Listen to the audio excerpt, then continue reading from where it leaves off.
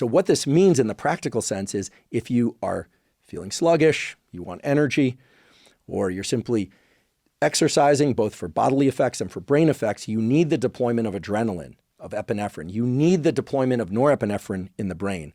And by the way, anytime you have a deployment of norepinephrine in the brain, almost always there's a coordinated action of release of dopamine, which most people have heard of by now. Dopamine is involved in motivation as well as movement, etc.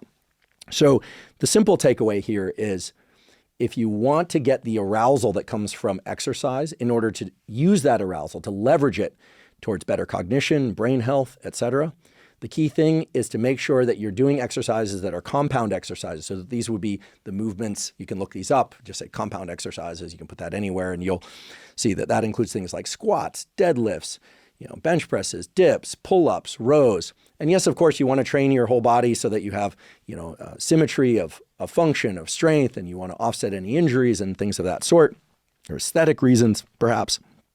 But the idea here is if you want energy from exercise, you want focus, you need the deployment of the neurochemicals that we've been discussing, most notably epinephrine and norepinephrine.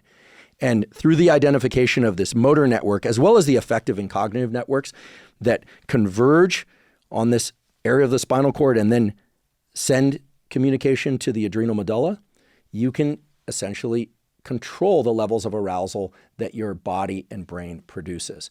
So in describing this, my hope is that you'll no longer think about exercise as just elevating your heart rate, or you no longer think about exercise just as moving your body, but rather that the movement of your body is creating specific neurochemical outcomes, both in the body and the brain, that create the arousal that initiates the improvements in focus and attention that allow you to learn better and that contribute generally to brain health and longevity.